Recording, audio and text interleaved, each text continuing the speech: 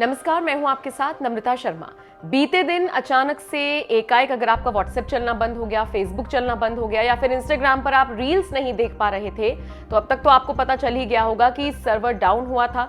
चूंकि एक दूसरे से कनेक्टेड हैं ये तीनों ही कंपनियां, इसीलिए जब सर्वर डाउन हुआ तो तीनों ही कंपनियां पूरी तरीके से हिल गई। न सिर्फ भारत बल्कि दुनिया भर में इसका प्रभाव देखा गया।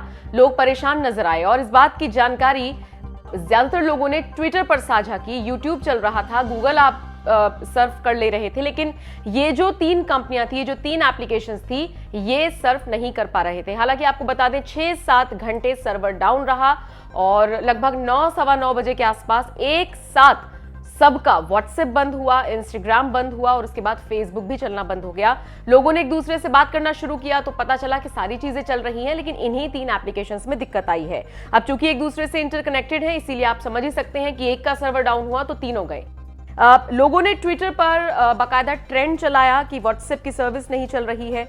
लोगों ने तरह तरह की बातें करनी शुरू की और उसके बाद फिर फेसबुक की तरफ से सफाई दी गई, व्हाट्सएप की तरफ से सफाई आई और इस सफाई में कहा गया, हमें पता है इस समय कुछ लोगों को व्हाट्सएप में समस्या आ रही है।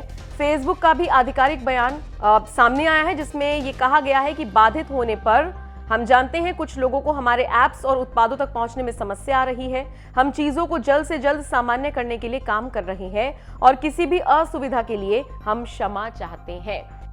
तो 6-7 घंटे बाद फाइनली आपका अब फेसबुक, आपका व्हाट्सएप, आपका इंस्टाग्राम सब कुछ चल रहा है। तो अगर कुछ एक देर के लिए विलंब हुआ हो तो कंपनियों ने अपनी अपनी तरफ से सॉरी मांग ली है और बता दिया है कि सर्वर डाउन था, इस वजह से आपकी जो तीनों एप्लीकेशंस हैं ये नहीं चल रही थी। इस पूरी खबर को लेकर आप क्या सोचते हैं, कमेंट करके अपनी राय हमें जरूर दें।